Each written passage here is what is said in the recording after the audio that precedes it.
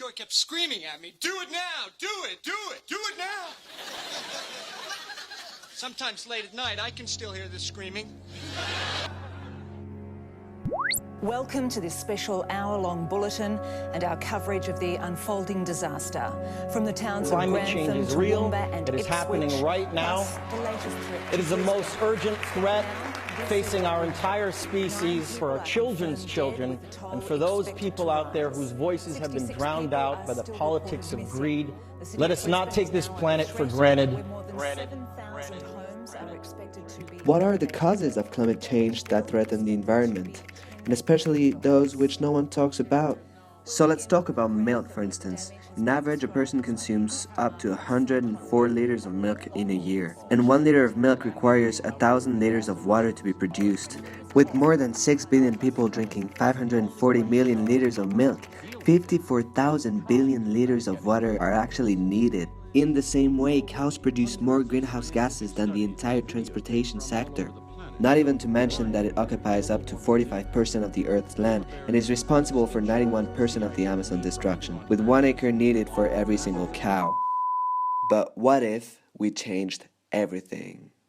That's when Ben & Jerry's allows us to take the lead. Two guys, Ben & Jerry, opened their first ice cream shop in Vermont and celebrate their anniversary with their first ever Free Cone Day. 1985, they established the Ben & Jerry's Foundation, giving 7.5% of their annual revenue to community-oriented projects.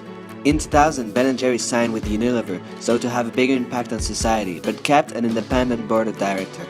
In 2002, One Sweet World is their first environmental action, enabling people to donate money through their internet page. 10 years after having their first certified Fairtrade ingredient coffee, Ben & Jerry's finally adds cocoa and vanilla. Sugar and bananas are added to their Fairtrade agreements, and the company makes a commitment to keep increasing Fairtrade ingredients and decides to partner with Max Havelaar.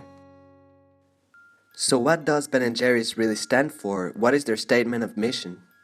According to their website, their economic mission is to seek profitability and guarantee growth for their stakeholders, while offering career growth opportunities for their employees. More than that, their product mission is to assure the best product quality while continuing to incorporate natural and wholesome ingredients, respecting the fair trade values.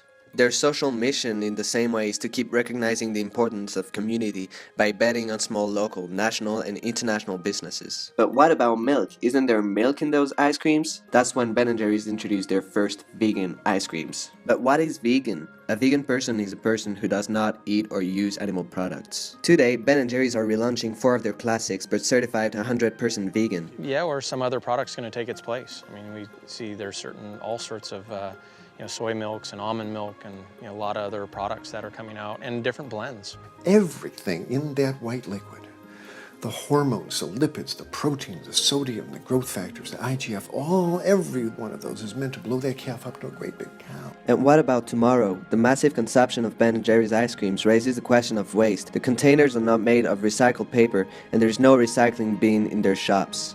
And what about the massive consumption of milk? Will they keep using cow milk or become 100% recyclable and vegan? Especially knowing that a vegan diet consumes significantly less CO2, oil, water and land than a normal diet. Ben & Jerry's could attract more and more customers. With a growing vegan market, they could also influence the competitors and the whole industry, knowing their leading position. Already, the number of vegan people is constantly growing, doubling in the past 5 years in the USA alone. So is it possible to see future generations becoming only vegan?